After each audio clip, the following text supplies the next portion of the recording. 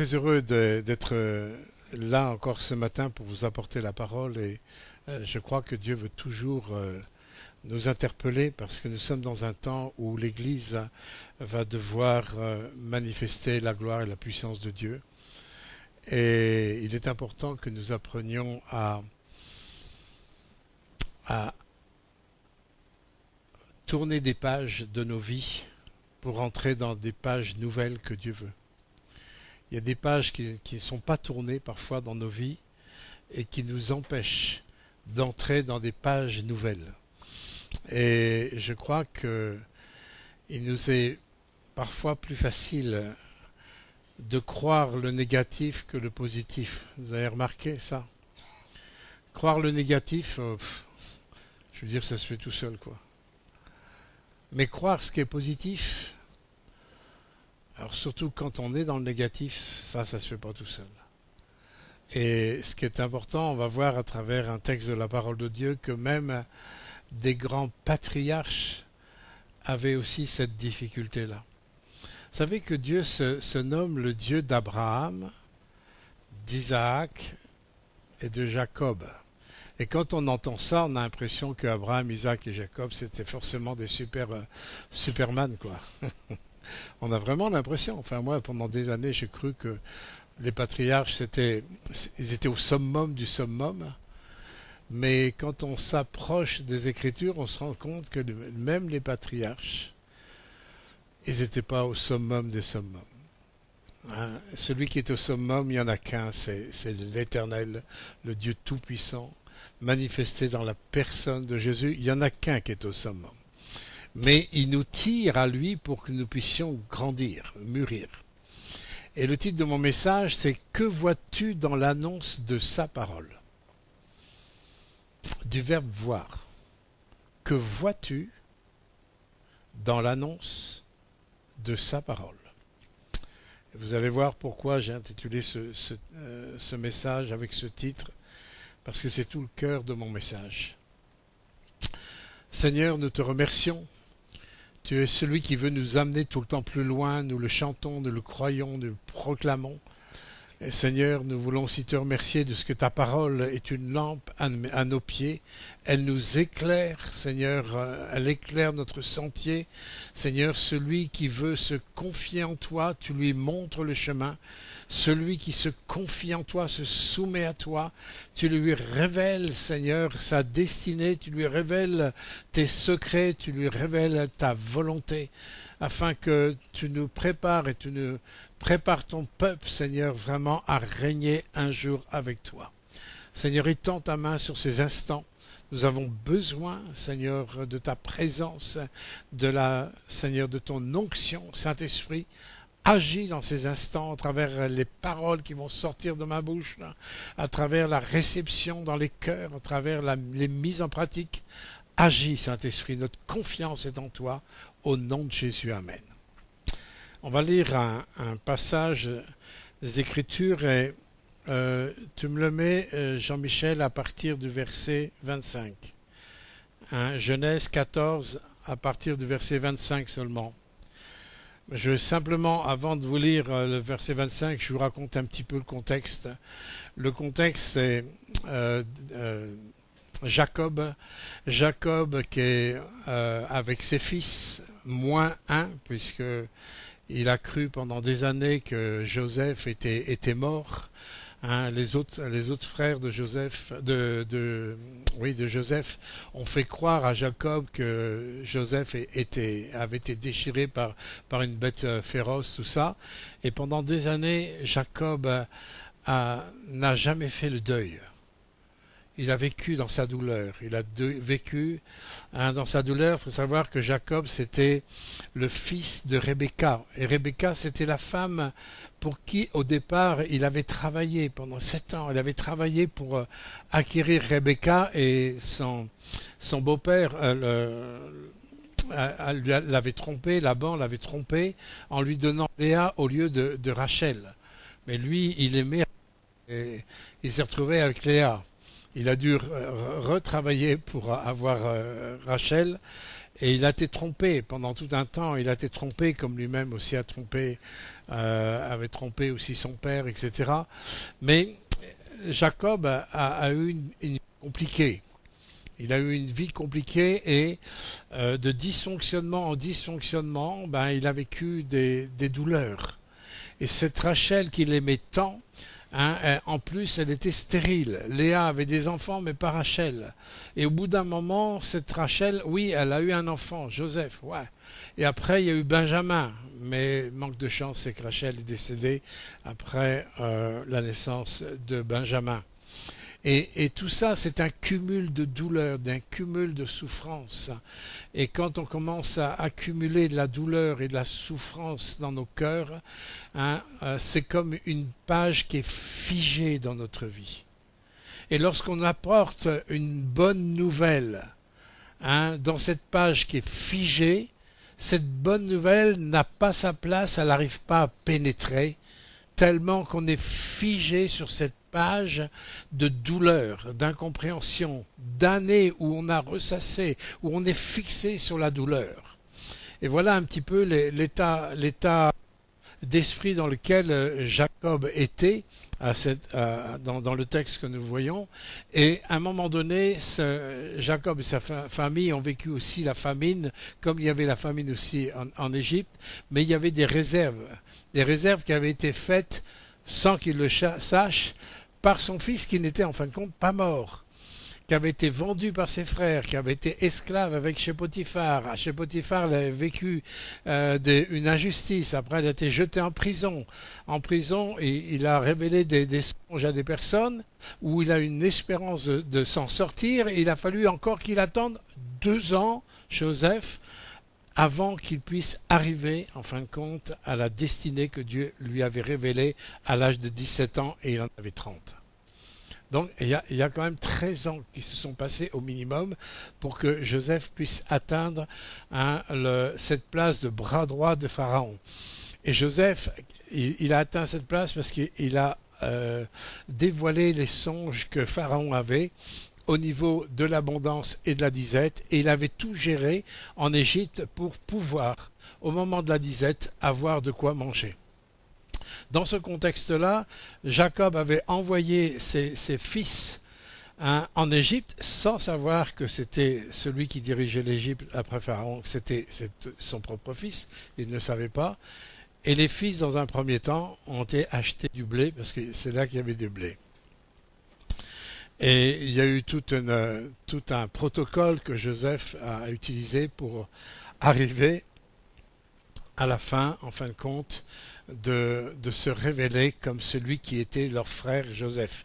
Mais des années étaient passées, parce que à 30 ans, il avait été à la place de bras droit de Pharaon. Il y a eu 7 ans d'abondance, ça fait déjà 37 ans, et on ne sait pas combien d'années après les 37 ans, combien d'années dans la disette que ça a duré. Mais en tous les cas, une chose qui est certaine, Joseph avait au minimum une quarantaine d'années. On ne sait pas exactement, mais il avait au minimum une quarantaine d'années.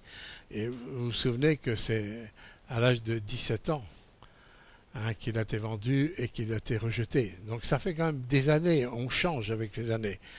Et les frères n'avaient pas reconnu dans un premier temps donc Joseph, et Joseph les a un peu bousculés pendant un temps, jusqu'au moment où il leur a demandé de voir leur plus jeune frère qui était resté, le petit chouchou, à papa Jacob. Il était resté dans les jupons de Jacob, à la maison bien au chaud, surtout qu'il lui arrive rien à celui-là. Et c'est justement celui-là que Joseph voulait voir, parce que c'est son frère, le même père, même mère. Et c'est là qu'il a craqué, qu'il s'est révélé à ses frères. Et il a donné, en fin de compte, en abondance, avec des chars, avec des vivres, il avait rendu l'argent, tout ça. Il a dit, ramenez-moi votre père. Alors là, on va lire ce qui s'est arrivé à ce moment-là, où les frères sont arrivés avec les chars de Pharaon, ils sont arrivés avec l'abondance.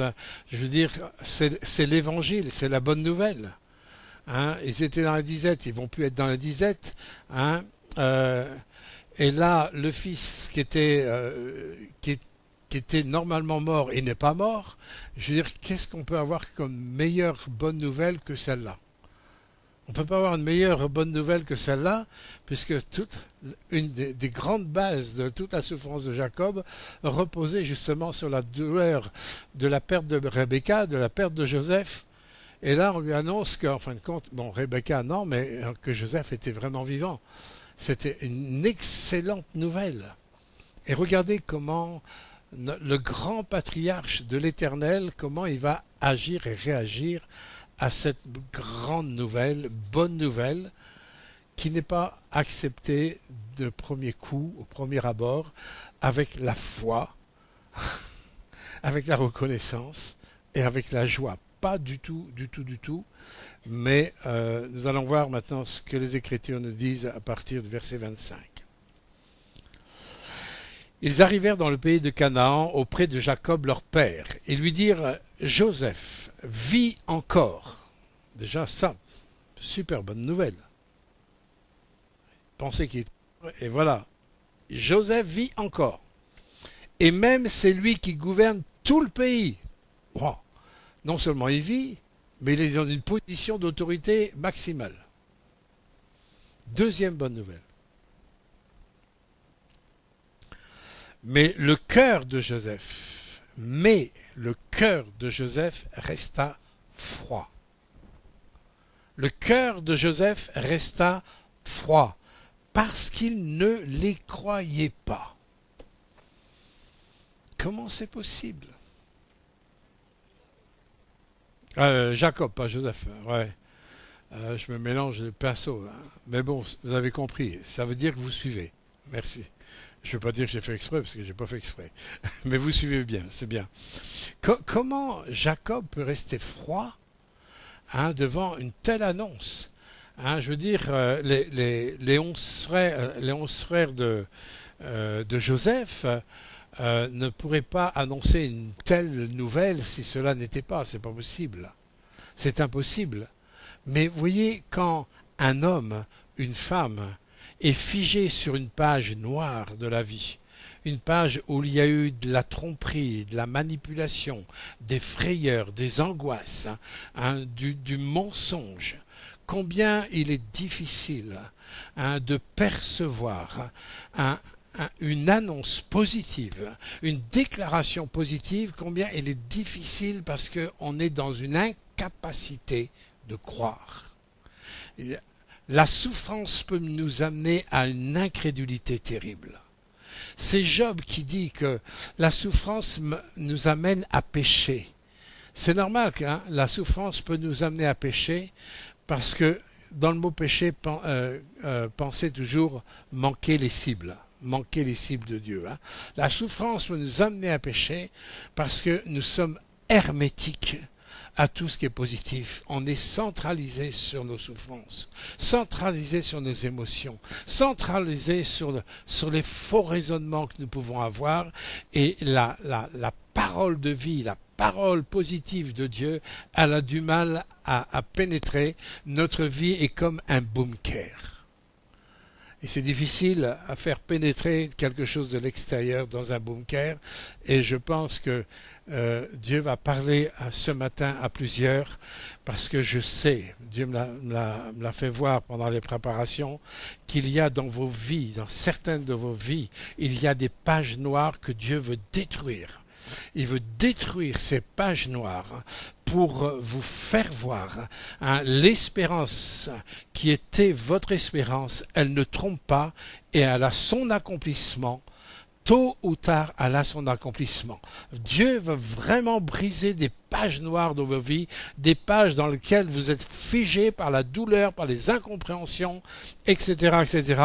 Il veut pour que sa parole puisse se manifester avec puissance, car l'Éternel prépare son peuple, il prépare l'armée qui doit combattre. Les temps qui viennent sont des temps où les gens ont besoin de voir une église qui croit. Alors, vous allez me dire, mais tout le monde croit. Jacob, il croyait, non? Il était un patriarche. C'était pas un croyant? C'était pas un croyant? Est-ce que c'était pas un homme de Dieu? Jacob? Est-ce que Jacob était dans la bénédiction ou pas dans la bénédiction? Oui. On peut être dans ce contexte-là et être complètement à côté de la Pâque pour un temps de notre vie. Mais la bonne nouvelle, c'est que Dieu ne veut pas nous laisser nous conserver à côté de la plaque. Dieu ne veut pas que nous restions là, parce que nous sommes un peuple élu. Nous sommes une race royale. Nous sommes un peuple de sacrificateurs. Nous sommes un peuple où on reçoit sa parole pour la retransmettre avec efficacité. Et il est temps que le peuple de Dieu puisse avoir foi pour lui-même, dans sa propre vie, par rapport à tout ce que l'ennemi lui a volé d'une manière ou d'une autre. Donc nous avons un Jacob qui est un patriarche. Il reste froid à une telle bonne nouvelle qui lui arrive comme ça parce qu'il ne croyait pas. Ils lui rapportèrent toutes les paroles de Joseph que Joseph leur avait dites. Point. Il vit, donc il voit, il vit les chars que Joseph avait envoyés pour le transporter. Il vit. C'est alors on va passer du stade incrédule, du stade bunker, c'est alors que l'esprit de Joseph, l'esprit de serviteur, l'esprit, c'est dans l'esprit qu'on a une relation avec Dieu, c'est dans l'esprit qu'on marche dans la foi, c'est dans l'esprit qu'on va commencer à rentrer dans le plan de Dieu. L'esprit de Joseph, leur père, se ranima. Ça veut dire qu'il était complètement endormi. Et quand on parle de réveil, quand on prie pour un réveil, on réveille quelque chose ou quelqu'un qui est endormi. Le réveil, c'est pas simplement la conversion des nouvelles âmes, c'est déjà de réveiller l'Église qui est endormie. L'Église, elle est endormie par rapport à la voix de Dieu, elle est endormie par rapport à l'action du Saint-Esprit, elle est endormie par rapport au mensonge de l'ennemi. Mais l'Église ne doit pas subir. Dieu nous dit, ton Dieu ordonne que tu sois puissant. Et pour manifester cette puissance, parfois nous devons passer par la mort.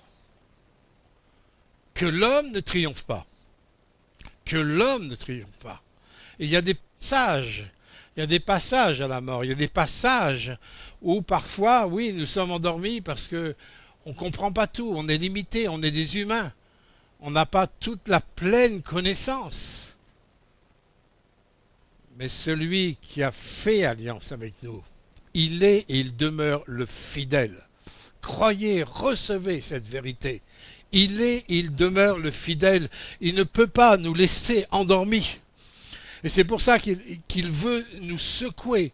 Il veut nous interpeller par des paroles prophétiques, par des interpellations dans nos consciences, par des fois les prédications, parfois par un chant, etc., etc.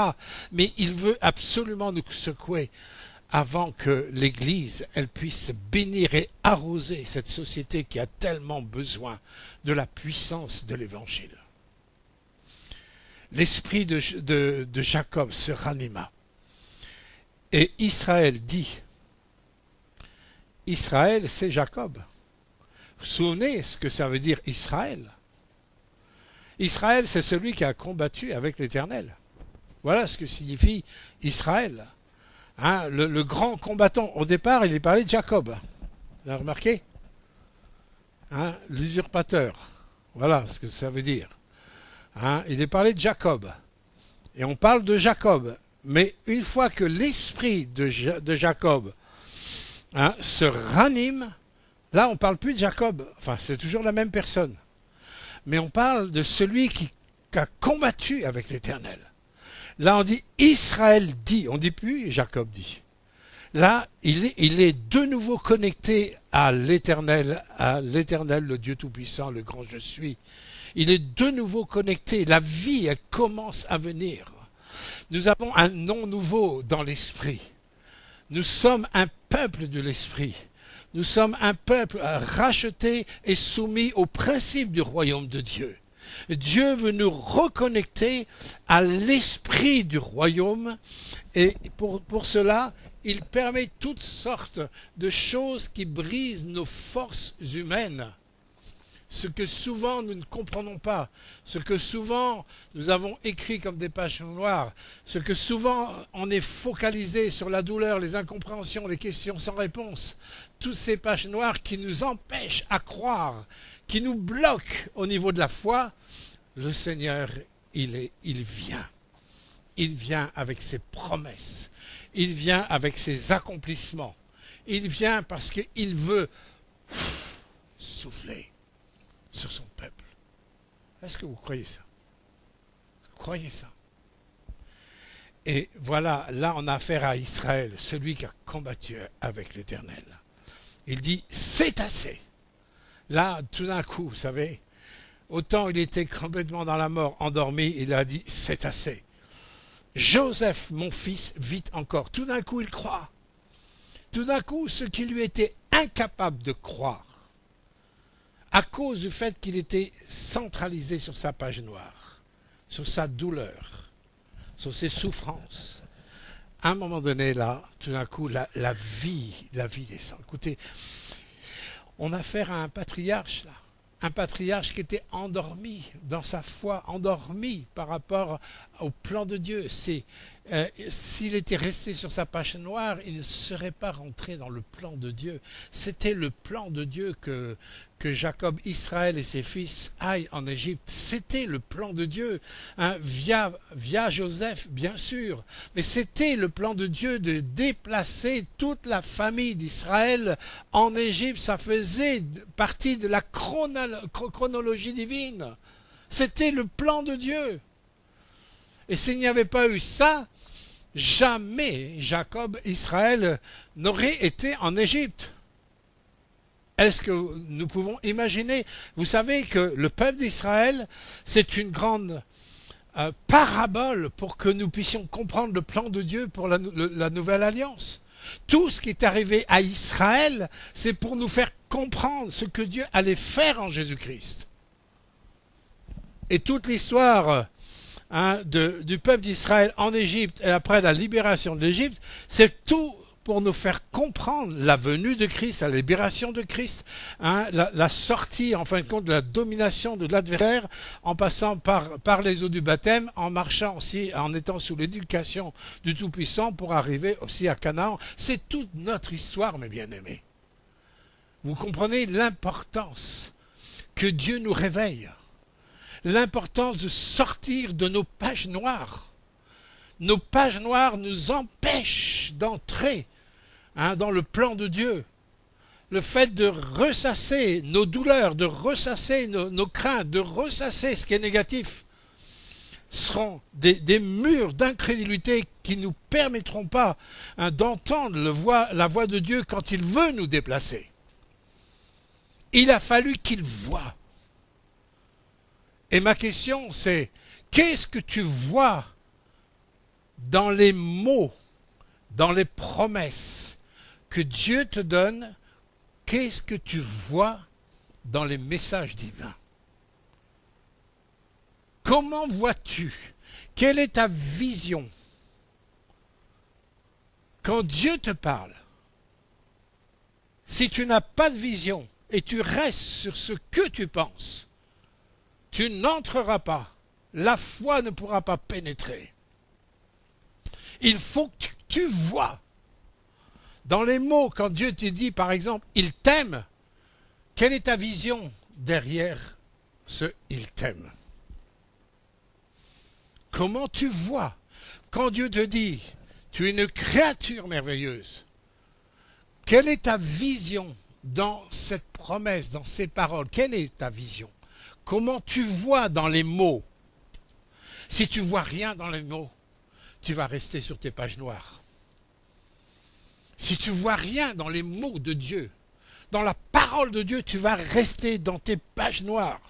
Tu vas rester à gérer, en fin de compte, tes douleurs, tes difficultés. Dans Genèse 15, verset 5, Dieu a voulu aussi amener Abraham dans une autre dimension. C'est un autre patriarche, le premier.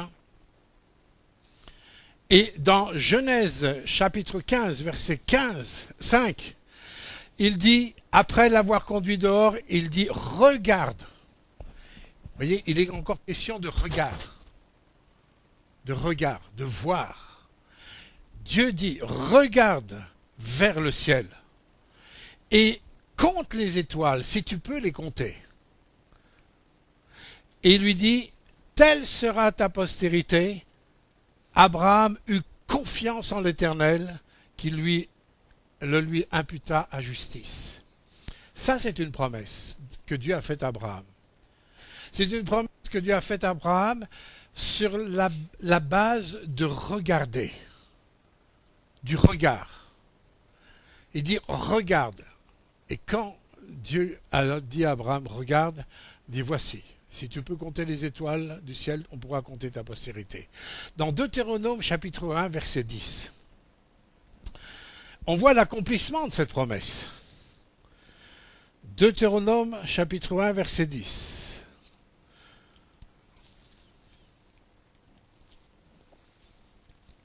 Il dit, l'Éternel votre Dieu vous a multiplié, c'est Moïse qui parle au peuple d'Israël.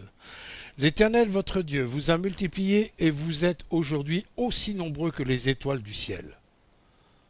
Plusieurs années après Abraham, là il y a à peu près 1000 ans d'écart entre la promesse que Dieu a faite à Abraham et ce texte avec Moïse. À peu près 1000 ans, en gros 1000 ans d'espace. Et Moïse, qu'est-ce qu'il dit? Il constate que, effectivement, Dieu les a multipliés comme les étoiles du ciel. C'est un constat. Pardonnez-moi, c'est mon micro qui tombe. C'est un constat. Il constate la réalité. Dieu, quand il a promis à Abraham, c'était qu'une image. C'était juste une promesse. C'était que des mots. Et Abraham n'a pas vu, lui, de ses propres yeux, l'accomplissement de cette promesse. Mais ses descendants, oui, ils l'ont vu. Et vous savez que l'Église fait partie de la descendance d'Abraham. Nous sommes par adoption des fils et des filles d'Abraham.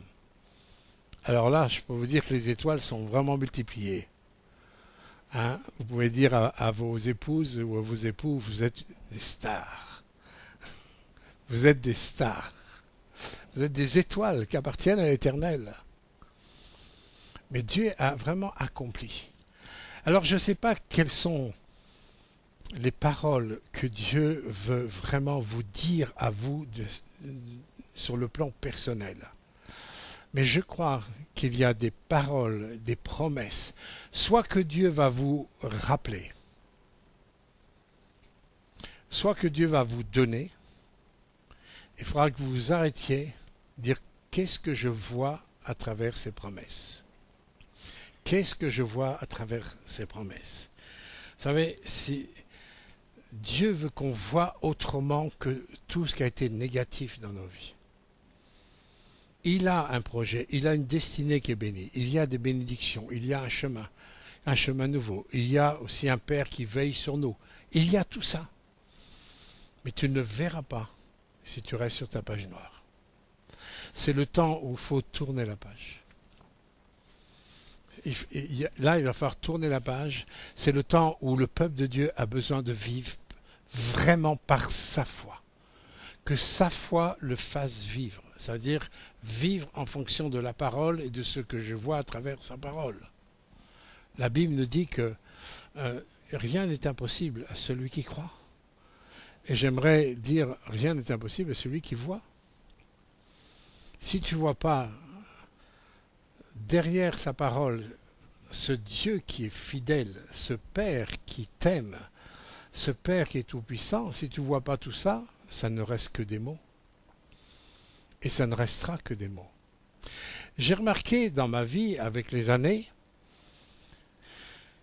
chaque fois que j'ai vu le miracle de Dieu, et surtout sur le plan de ma santé, parce que souvent on parle, c'est facile d'avoir la foi pour les autres, mais c'est plus difficile d'avoir la foi pour soi-même. Vous remarquerez ça. Mais ce qui est important, c'est quand on est soi-même attaqué. Et je pense, je ne vais pas reprendre une expérience d'il y a 20-30 ans, mais simplement le mois de septembre, quand j'ai eu ma perte de sang. c'est important de savoir qu'est-ce qui se passe, qu'est-ce qui s'est passé dans ma tête, qu'est-ce qui s'est passé dans mon cœur. Parce que là, je me suis rendu compte que j'étais à une intersection, comme dans un carrefour, vous savez. Vous êtes dans un carrefour, il y a plusieurs routes à prendre. Quelle est la bonne route qu'il faut choisir? Mais si on ne s'arrête pas, si on ne voit que le côté négatif, le côté qui peut être dramatique aussi, ça peut être dramatique hein, de ce qu'on voit avec nos yeux sur le plan humain.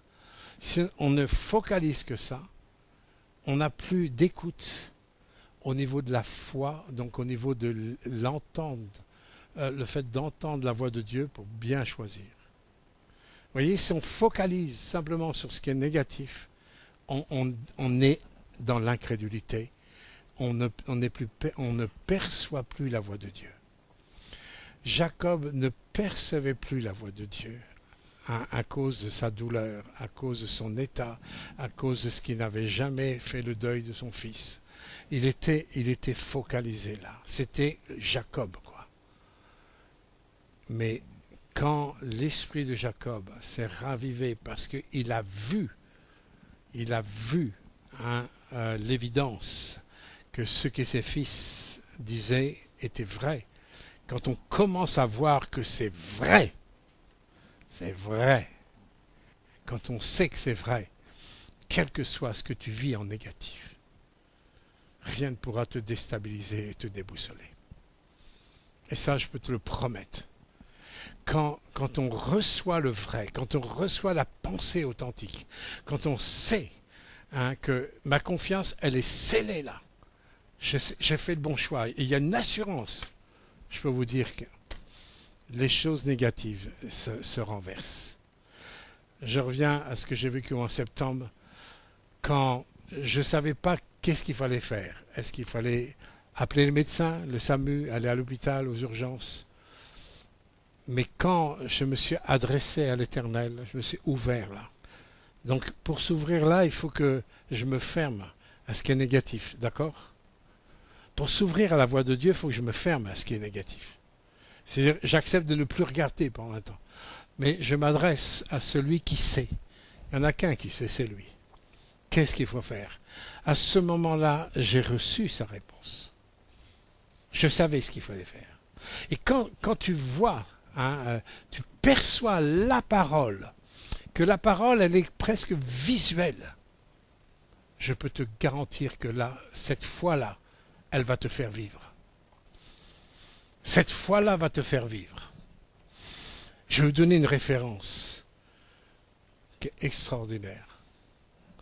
Dans Proverbes, chapitre 4, verset 20, qui confirme tout ce que je viens de vous dire.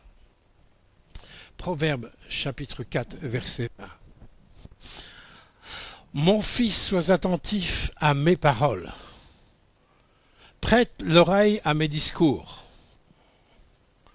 Et qu'il ne s'éloigne pas de tes yeux. Vous voyez? Qu'il ne s'éloigne pas de tes yeux, car garde-les dans le fond de ton cœur, car c'est la vie pour ceux qui les trouvent, c'est la santé pour tout leur corps. Ah, ce que nous voulons lire, c'est la parole de Dieu ou pas? Est-ce que c'est dans votre Bible aussi à vous? Est-ce que c'est la parole de Dieu? Vous voyez, il y a une corrélation totale entre ce que je viens de vous dire avec l'histoire de Jacob et cette promesse. Il y a le fait d'être attentif à la voix de Dieu.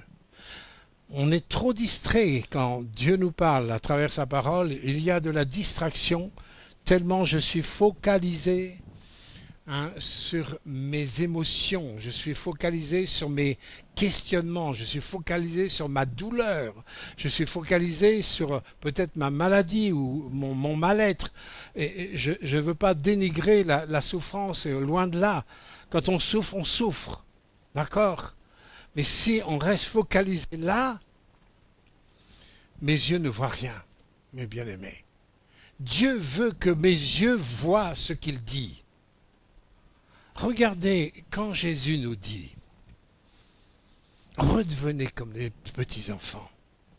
Redevenez comme eux. Si on s'arrête, comme je l'ai déjà dit souvent, si vous promettez un enfant, écoute, à la fin du culte, je te promets un bonbon. C'est des mots, d'accord? C'est des mots. Mais un enfant, il a cette faculté de visualiser mes mots. Un enfant va visualiser mes mots. Un enfant, si je lui promets un Mathéo, si je te promets un bonbon, déjà le bonbon, il le voit. Alors je ne sais pas s'il le voit emballé ou pas emballé, mais en tous les cas, si je promets à un enfant un bonbon, l'enfant, il visualise, il voit déjà. Ça, c'est la foi, mes bien-aimés. C'est ça, la foi. Quand dans ma vision, je vois exactement ce que Dieu veut me dire, ce que Dieu me promet. Je le visualise comme un enfant va visualiser ce que vous lui promettez. Et pour lui, c'est, même s'il ne l'a pas encore, mais il sait qu'il va l'avoir. Et il va l'avoir. Et c'est là que Dieu veut qu'on revienne sur ces bases qui sont tellement importantes. Et chaque difficulté que vous pouvez avoir dans votre vie, dans votre quotidien, Dieu veut que vous puissiez voir, percevoir sa parole pour que vous puissiez trouver ça.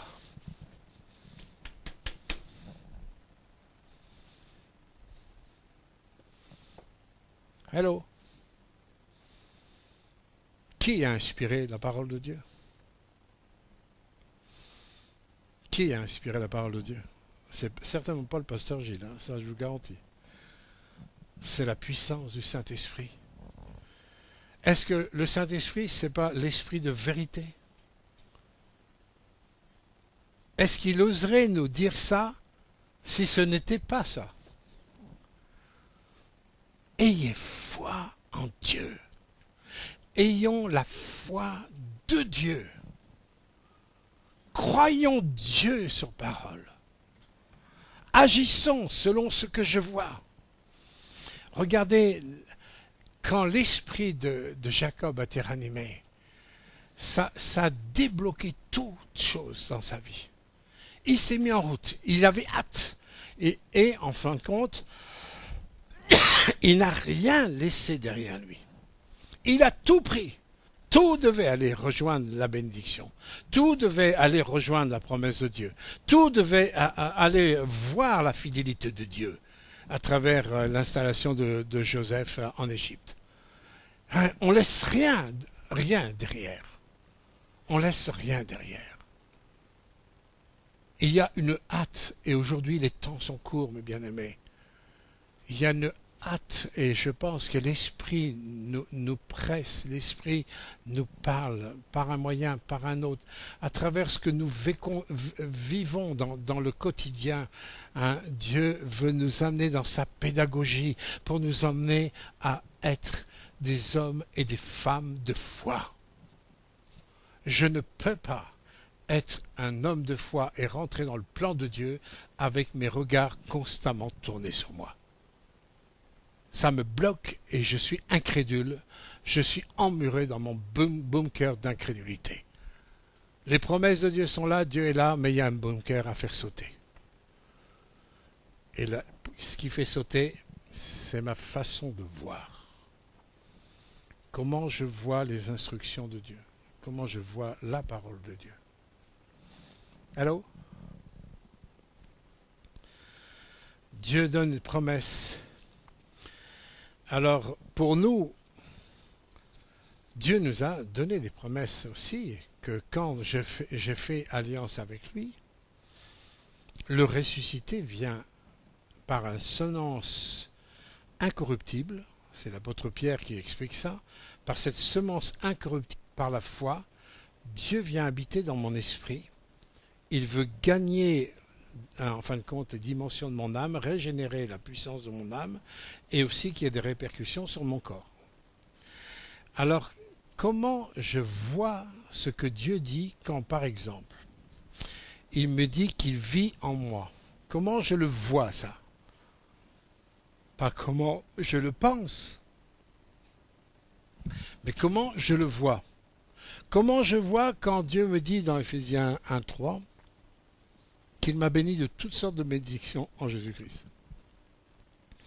Est-ce que ça reste simplement dans l'intellect des mots, ou est-ce que je vois que la bénédiction, elle est en moi?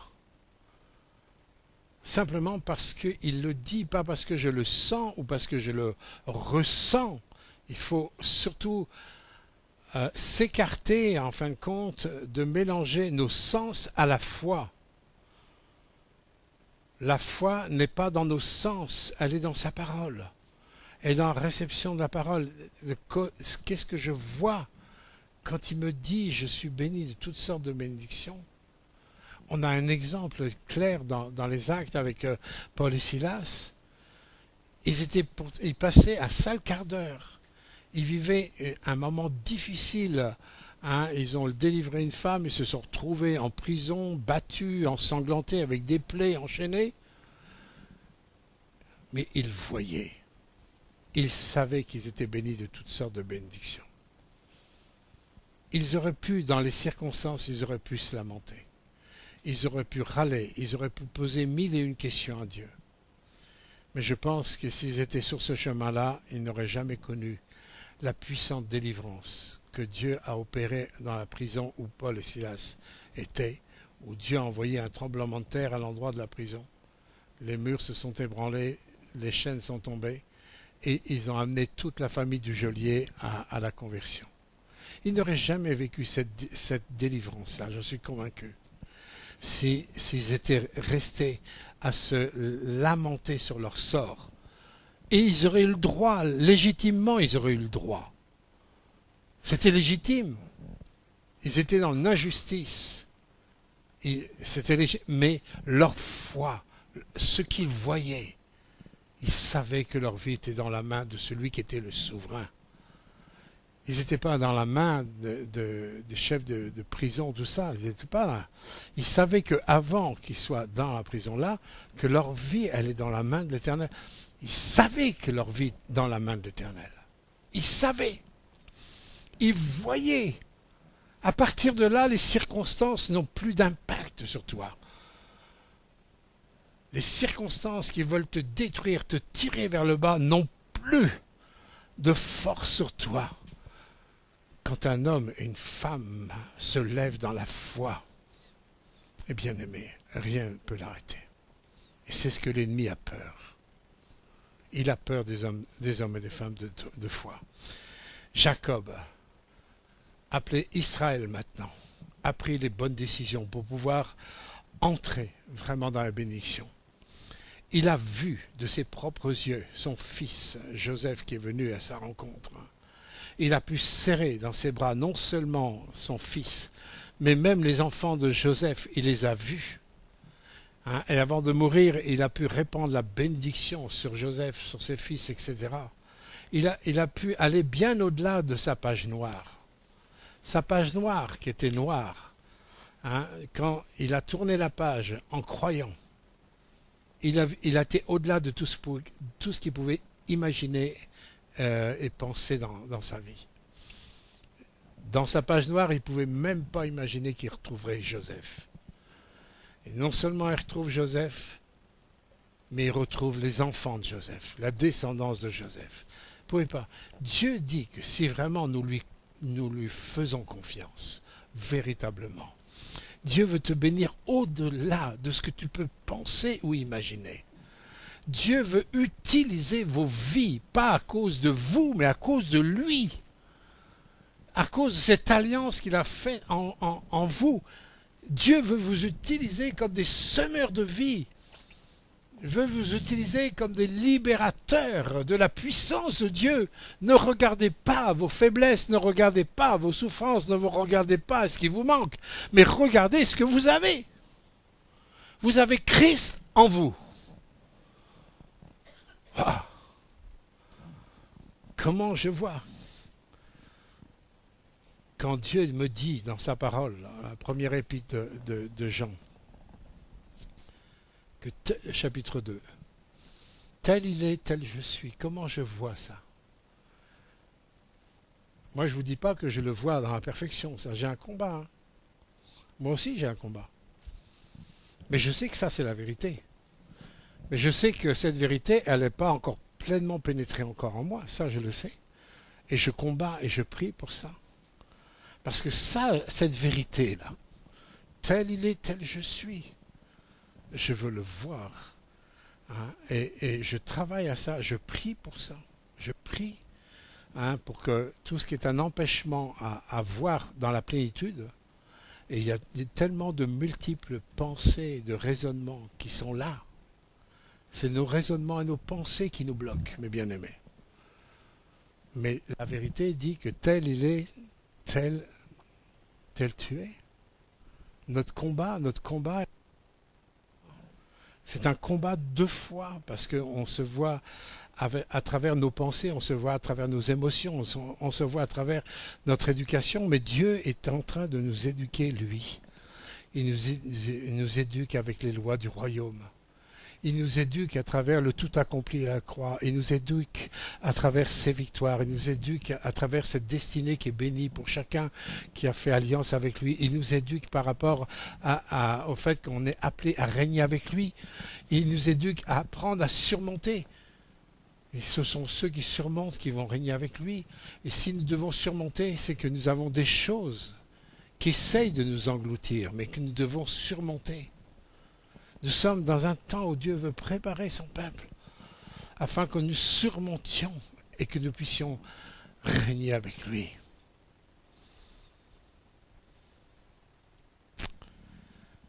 Je vais pas aller beaucoup plus loin, mais je vais quand même vous interpeller sur Acte 3, verset 4. Nous avons aussi quelque chose au niveau du regard, de la vue. Vous avez un homme paralytique depuis la naissance, il est paralytique. Tous les jours, il est porté à la porte du temple. Et nous avons aussi l'équipe apostolique qui a été sous l'effusion du Saint-Esprit le jour de la Pentecôte. Et ils s'en vont à la prière au temple à Jérusalem et ils voient ce paralytique. Vous avez ça dans Acte 3. Ils voient ce paralytique. Et s'approchant de ce paralytique a cru que Pierre allait leur donner l'aumône, un peu d'argent. Mais Pierre était aussi fauché que nous. Il dit, on n'a ni argent ni or. C'est-à-dire, on a les poches vides, quoi. Mais il dit, regarde-moi. Toujours une question de regard. Il dit au paralytique, regarde-moi. Regarde. Pourquoi Pierre dit ça? Toujours une question de regard. Il fallait que ce paralytique soit en accord avec ce qui se dégageait de l'onction, de ce qui se dégageait, de ce que Pierre et Jean allaient sortir avec la bouche. Il dit, regarde-nous. Il ne fallait surtout pas que ce paralytique soit distrait par les oiseaux qui chantent, par les gens qui passent. Il fallait que ce paralytique soit centré sur ce qui allait venir du royaume pour libérer cet homme. Regarde-nous. Au nom de Jésus, lève-toi et marche. Pierre dit, ce que j'ai, je te le donne. Vous voyez, Pierre, il savait, il voyait, il savait avec l'onction de Dieu, avec l'Esprit de Dieu, il savait ce qu'il possédait. Il savait qui il était. Alors que quelque temps avant c'était biscornu dans la vie de Pierre. Mais là, avec l'onction de Dieu, avec l'onction du Saint-Esprit, il savait, il n'avait pas peur. Regarde-nous, regarde, on n'a ni argent ni or, mais ce que j'ai, on va te le dire. Ne te laisse pas distraire, parce que tu vois à droite et à gauche. Regarde-nous. C'est comme s'il dit, mais vois Jésus à travers nous. Lève-toi et marche. À ce moment-là, il prit la main du paralytique et devant tout le monde, ce paralytique de naissance a été complètement délivré. Les hommes religieux étaient étonnés de voir ce paralytique guéri devant tout le monde. C'était du concret, ça. Dieu veut nous amener là. Que les gens vous regardent.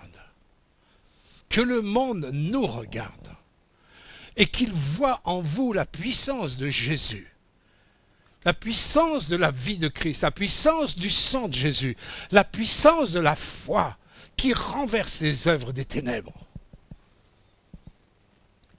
Est-ce que nous pouvons dire ça à ce monde? Regarde-nous. Apocalypse 3, 18, je terminerai là. Dit, achète du collyre pour tes yeux, afin que tu vois. Alors, moi je pourrais dire d'une autre manière, sans toucher à la pensée de la parole de Dieu. Achète la pensée de Dieu, prends la pensée de Dieu, vois comme Dieu voit, réforme tes réalités par rapport à la vérité, que la vérité de la parole te lave les yeux, te fasse comme du collyre qui va nettoyer tes yeux. Tu ne vois rien. Tu ne vois rien. Mais si tu commences à accepter la vérité, la parole de Dieu est la vérité, Jésus est la vérité. Et le Saint-Esprit nous amène dans la vérité. Et cette vérité, elle nous libère. Nous avons besoin d'inviter cette vérité de la parole, d'inviter le Saint-Esprit, d'inviter vraiment de voir ce que Dieu nous dit à travers sa parole, pour que nous puissions voir avec les yeux de Dieu et libérer les miracles de Dieu. Amen. Seigneur, je te remercie. Seigneur, tu veux nous interpeller pour que nous allions plus loin avec toi. Tu veux nous interpeller, Seigneur, pour que nous ne soyons pas comme Jacob qui était comme sans vie, Seigneur, sans relation avec toi. Mais toi, tu étais là. Toi, tu veillais sur lui même pendant ce temps où il était dans sa page noire. Tu as veillé, Seigneur, et ton plan a continué. Et Seigneur, le fruit de ton plan est venu jusqu'à lui pour l'incorporer dans ton plan. Et Seigneur, qu'il en soit ainsi aussi, Seigneur, pour nous. Quels que soient nos endormissements dans un domaine ou dans un autre domaine, nous te demandons, Saint-Esprit, réveille-nous. Bouscule-nous, réveille-nous. Seigneur, que nos yeux s'ouvrent, que nos yeux voient, Seigneur, ce qu'il y a derrière ta parole. Que nos yeux spirituels voient, Seigneur, comment ta parole résonne, ce qu'il y a derrière tes mots à toi. Seigneur, afin que nous puissions vivre par notre foi, que notre foi nous fasse vivre les dimensions du royaume. Qu'il en soit ainsi, Seigneur, et nous te demandons pardon. Toutes les fois, nous sommes restés, Seigneur, comme nos blocos, Seigneur, dans nos bunkers, à cause de nos douleurs, à cause de nos incompréhensions. Nous te demandons pardon, Seigneur, et nous voulons ouvrir, Seigneur, ces bunkers. Nous voulons vraiment voir ton amour, voir ta grâce, voir ta vie, voir la puissance de ton Saint-Esprit. Continue à œuvrer, Seigneur, en chacun d'entre nous, dans la puissance du nom de Jésus. Amen.